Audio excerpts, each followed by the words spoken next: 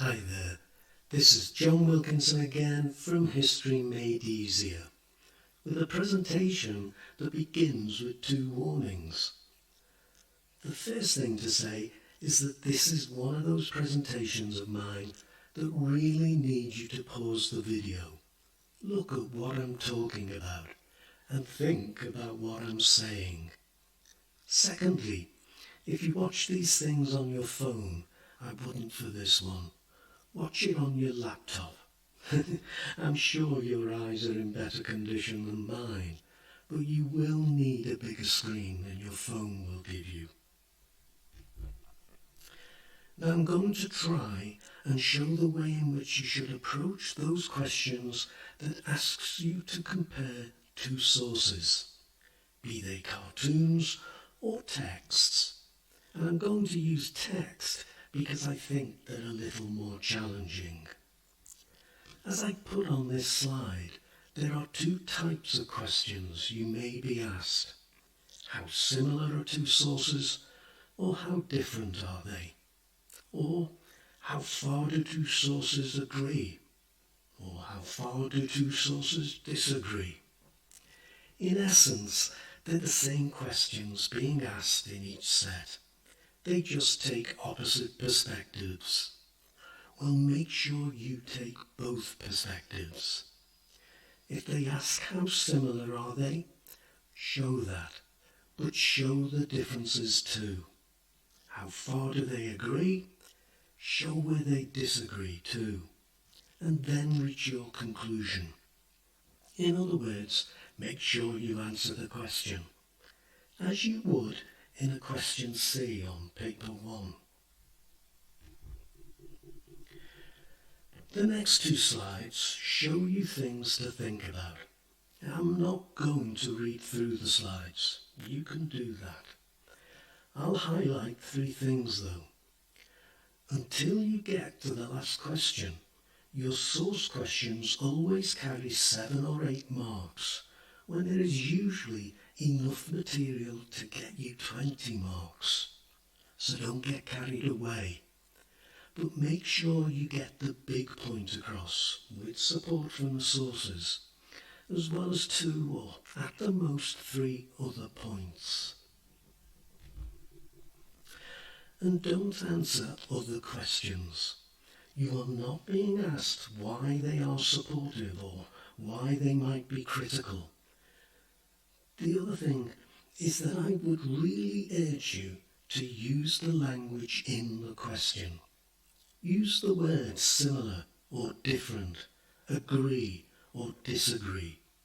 It helps you focus on what you are saying, and it helps the examiner follow your thinking.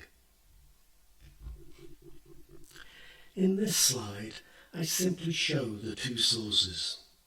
They are quite lengthy, and there's a clock in your exam hall that's ticking too fast for your liking. Don't panic. This exam is testing 3 things, and your knowledge of the topic is the least important of them. It's testing your ability to make use of sources as a historian, and it's testing technique. And it's these last 2 points I'm trying to help you with. A little tip regarding technique. Look at the last question first. Don't answer it first, but be aware of it.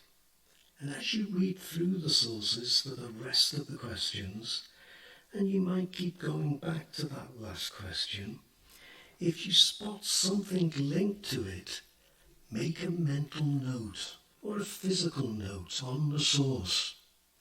In this way, the clock is hopefully not ticking so fast.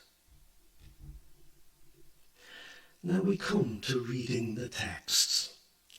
As you read through, scribble in the margins of the source the point that the text is making. You'll see that I've identified 5 points being made in this first text, including a big point. I may not have recognized it as such straight away, but I can always go back and asterisk it or mark it in some other way.